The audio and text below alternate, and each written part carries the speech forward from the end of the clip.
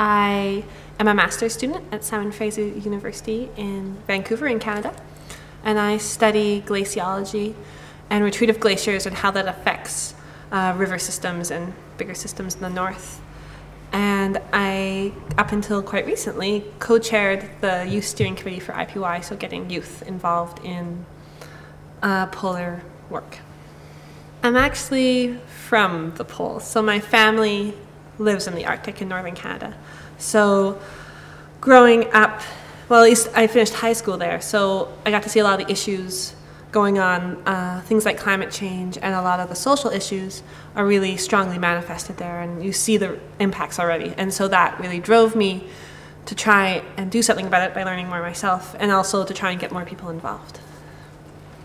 I've only been to Antarctica once, and I went with a group called Students on Ice.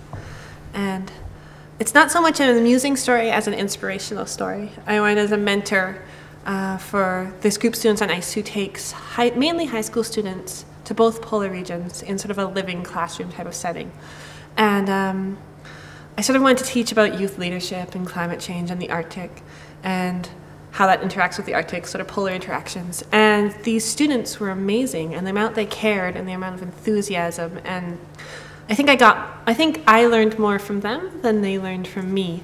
And I think it was a big push and a big inspiration to sort of validate the work that we're doing and saying that it's really worthwhile to keep pushing this because people like this need this outlet.